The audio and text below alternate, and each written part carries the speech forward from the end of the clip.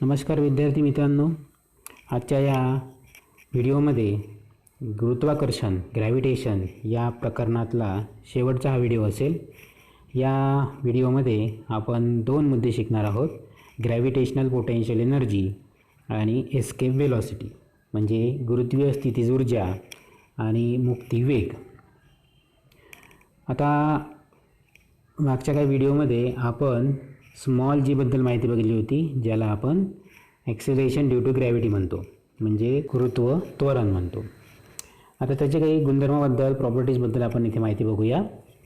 We have studies potential energy in last standard. Potential एनर्जीबद्दल आपण मागच्या वर्षी बघितलेलंच होतं. काय असते स्थितीज ऊर्जा, गतिज ऊर्जा. पोटेन्शियल एनर्जीचं सूत्रसुद्धा आपण बघितलं होतं, mgh. बरोबर आहे. The energy stored in an object because of its potential or state is called potential energy. म्हणजे एखाद्या वस्तूमध्ये तिच्या विशिष्ट स्थितीमुळे किंवा तिच्या स्थानामुळे तिच्यामध्ये जी ऊर्जा सामावलेली असते त्या ऊर्जेला आपण स्थितीज ऊर्जा असे म्हणतो. This energy is relative and increase as we go to greater heights from the surface of the earth. आणि ही जी ऊर्जा असेल ही कशी असेल, सापेक्ष असेल, तुलनात्मक असेल.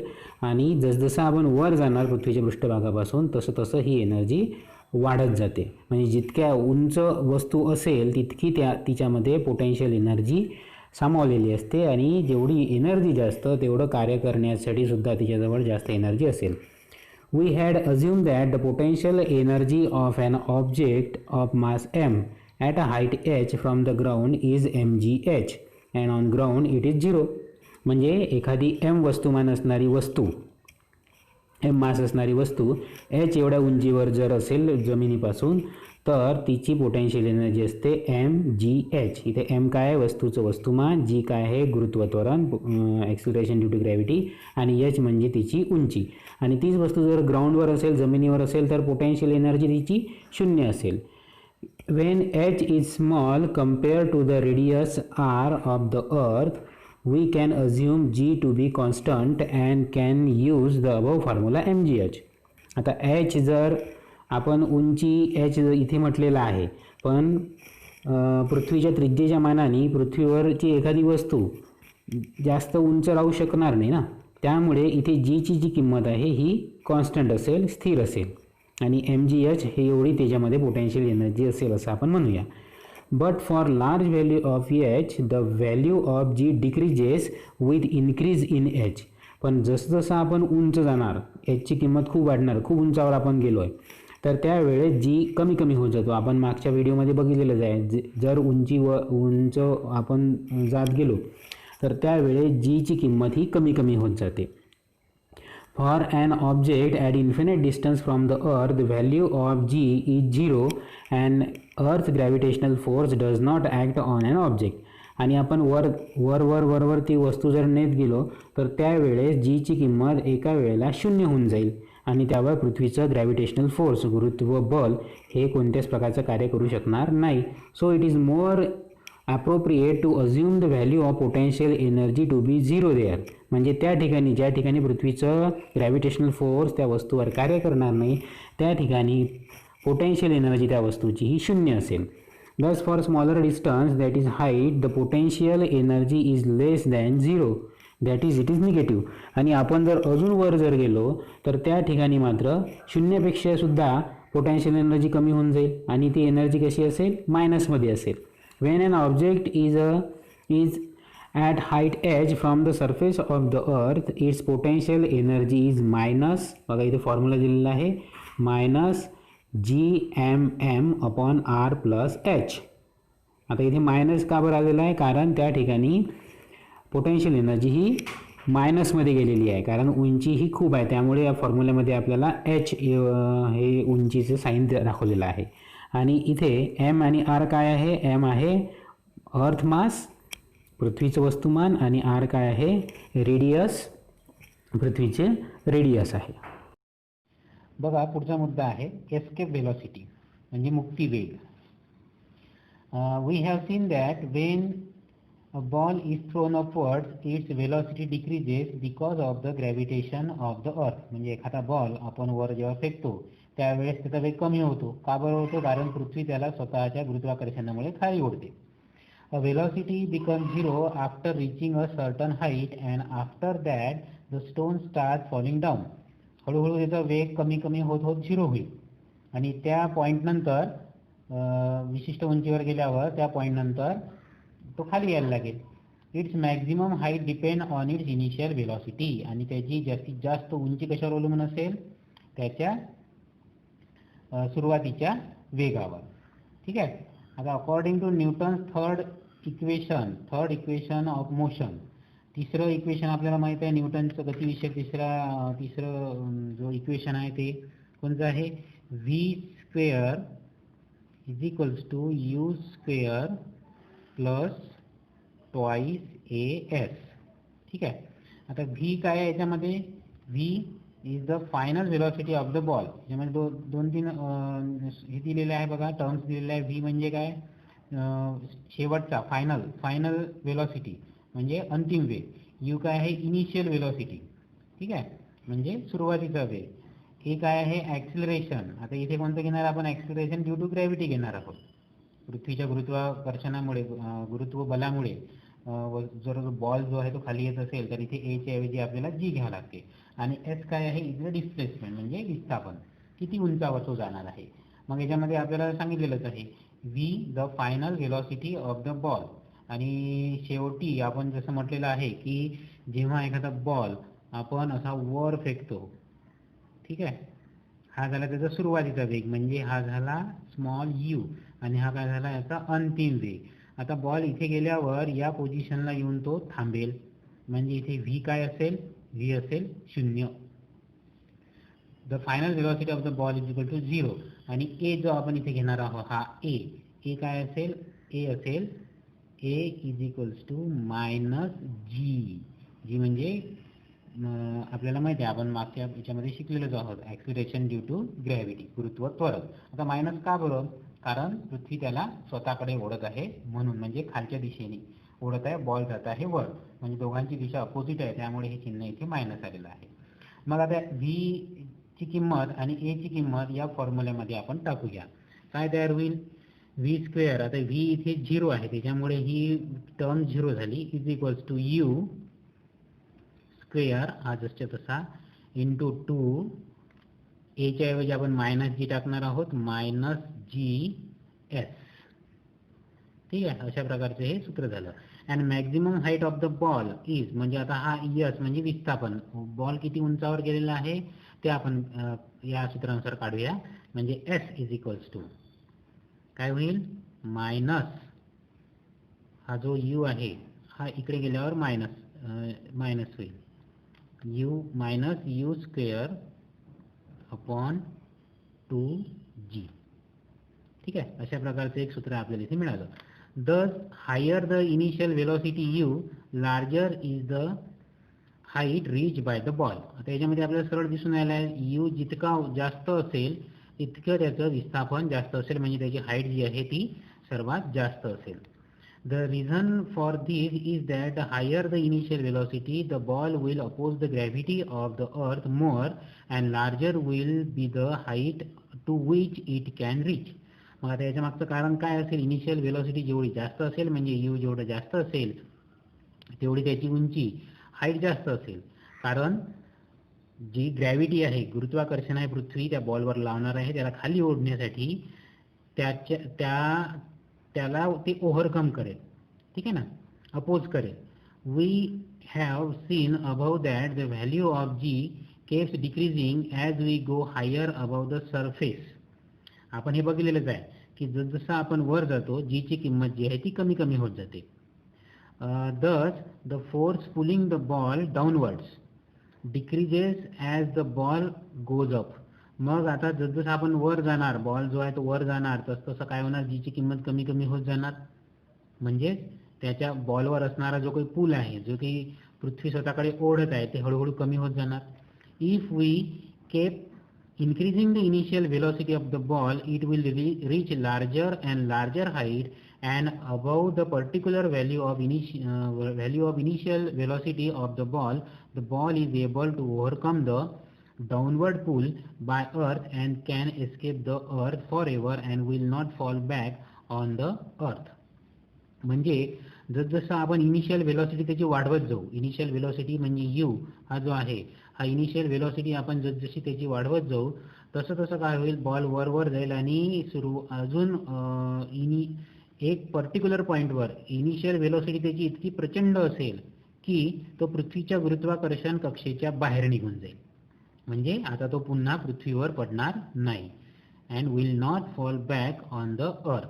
म्हणजे त्याची इनिशियल वेलोसिटी इतकी असली पाहिजे की पृथ्वीच्या गुरुत्वाकर्षणाला पार करून तो जो बॉल आहे हा अंतरिक्षामध्ये निघून गेला पाहिजे. ठीक आहे.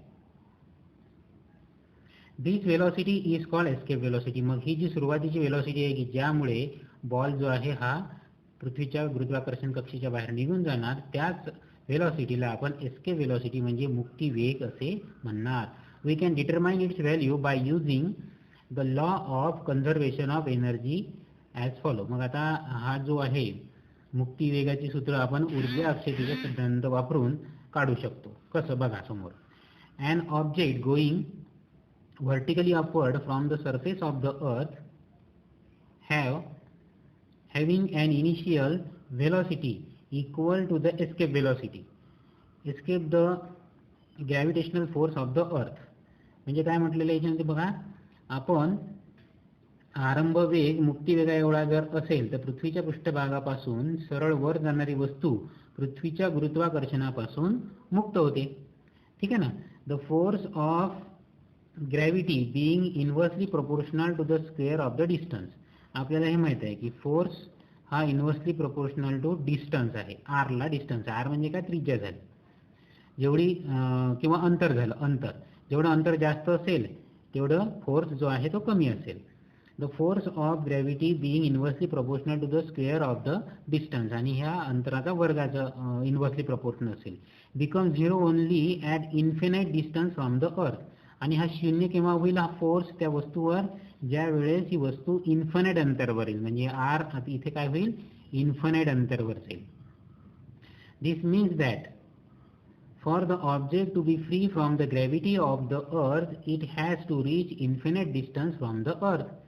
म्हणजेच ग्रॅव्हिटीपासून पृथ्वीच्या गुरुत्वाकर्षणापासून त्या वस्तूला जर फ्री व्हायचं असेल तर त्यासाठी त्या वस्तूला इन्फिनाइट अंतरावर जावं लागेल. That is, the object will come to rest at infinite distance and will stay there. म्हणजे आता ती वस्तू जी आहे ती पृथ्वीच्या गुरुत्वाकर्षण कक्षेच्या बाहेर गेली, आता ती वस्तू तिथे स्थिर होईल. ठीक आहे ना, कारण त्यावर कोणत्याच प्रकारचं गुरुत्वबळ राहणार नाही म्हणून. ओके. मग आता याच्यासाठी आपल्याला इथे दोन मुद्दे दिलेले बघा.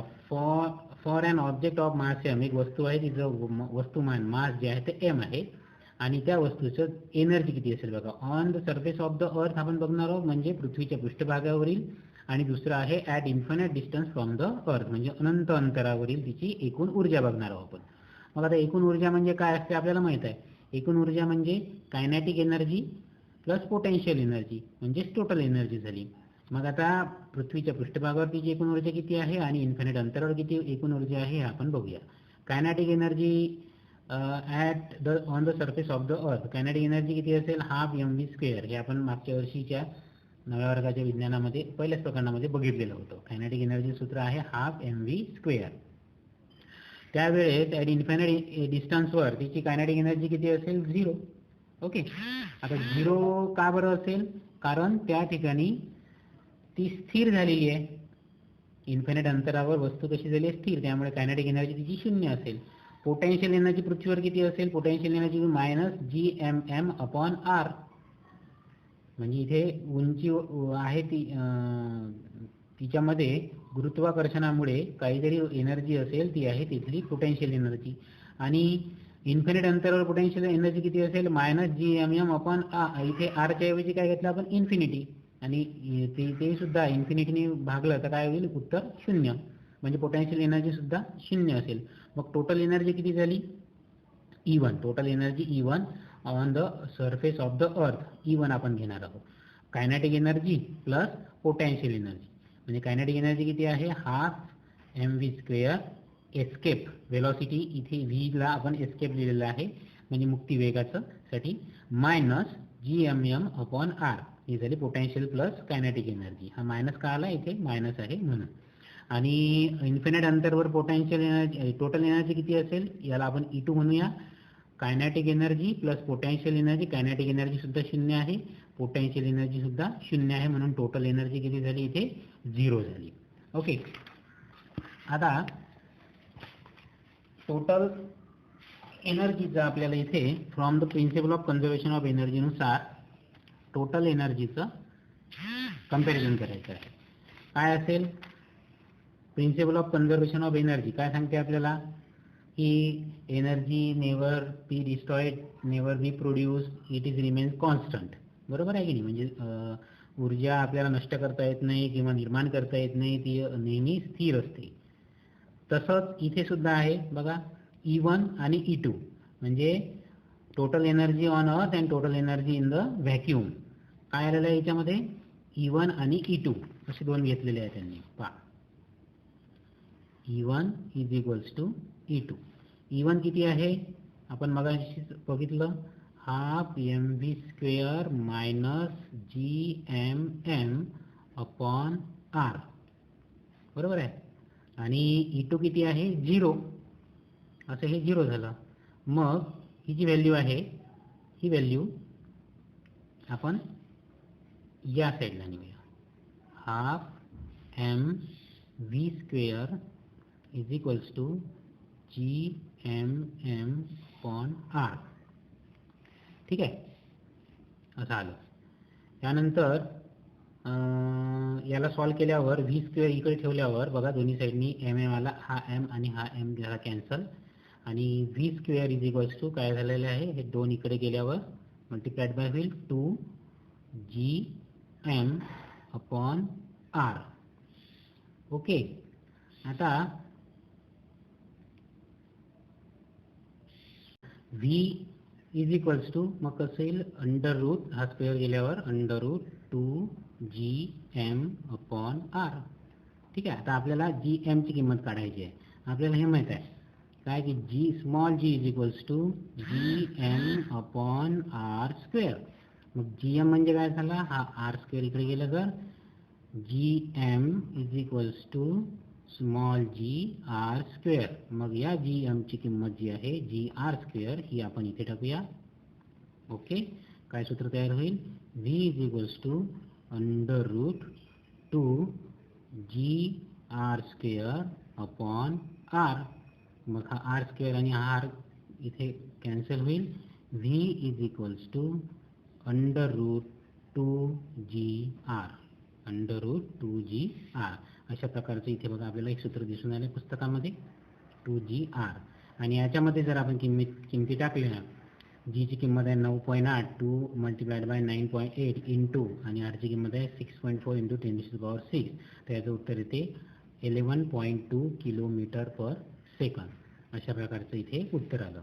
The spacecraft which are sent to the moon और other planet have to have their initial velocity larger than the escape velocity so that they can overcome Earth's gravitational attraction and can travel to these objects.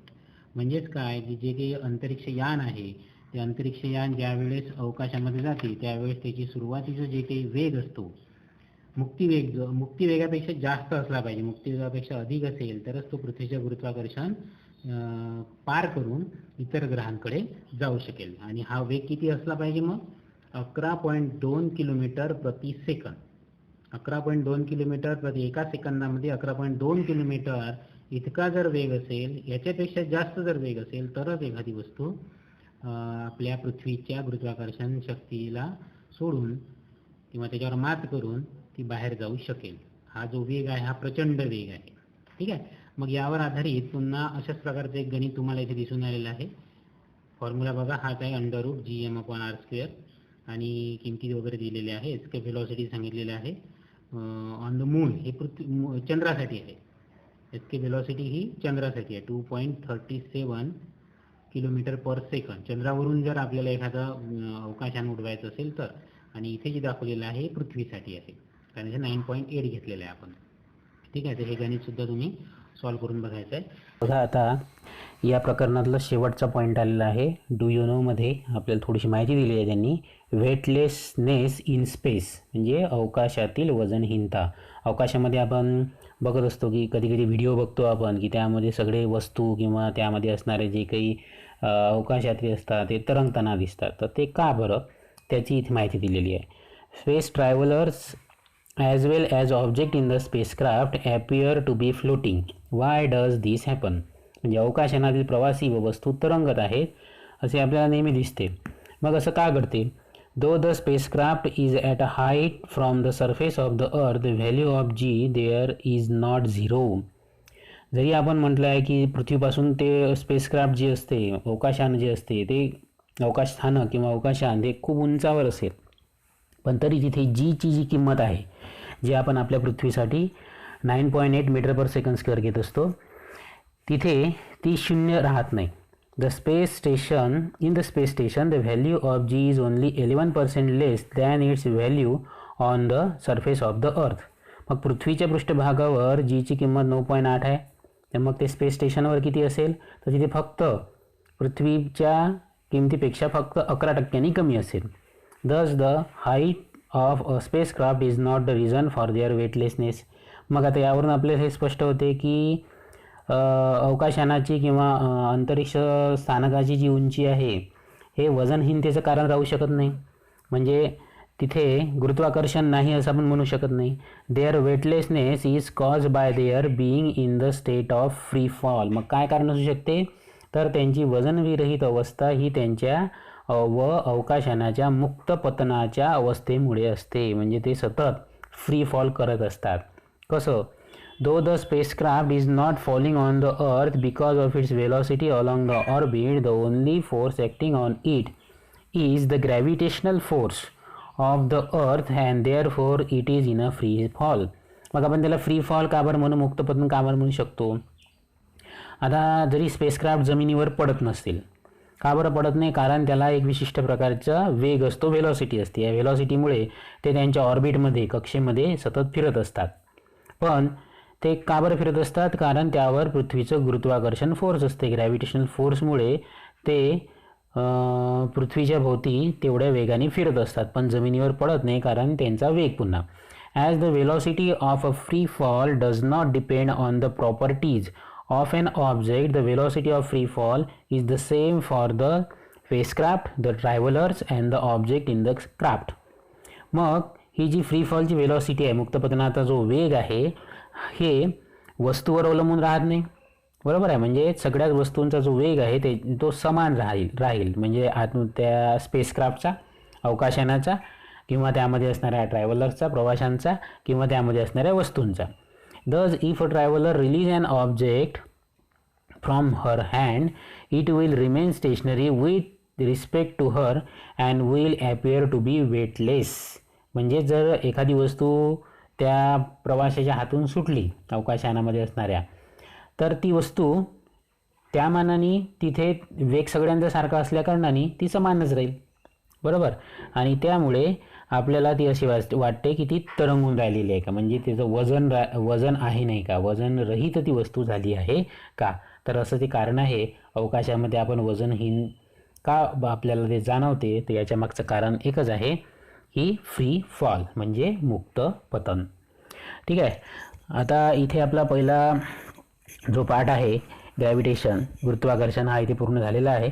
आता यावर असणारा जो काही exercise आहे, स्वाध्याय आहे, हा स्वाध्याय प्रत्येकाने करून बघायचाच आहे. कारण यावर आधारित बरेचसे प्रश्न येतात आणि स्वाध्यायावर आधारित प्रश्न असतात आणि धड्याच्या आतमधले सुद्धा आपल्याला बरेचसे प्रश्न विचारू शकतात. त्यामुळे धडासुद्धा एकदा पूर्ण काळजीपूर्वक बघा. जर समजला नसेल तर आपण जे काही व्हिडिओ बघितलेले आहेत, हे एकूण 7 व्हिडिओ आपले झालेले आहेत पहिल्या प्रकरणाचे, हे एकूण एक पुन्हा काळजीपूर्वक बघा आणि काही समजलं नाही तर आपल्या ग्रुपवर मला प्रश्न विचारायचे. ठीक आहे. आता आपण इथे थांबूया आणि पुढच्या व्हिडिओमध्ये पुन्हा भेटूया. धन्यवाद.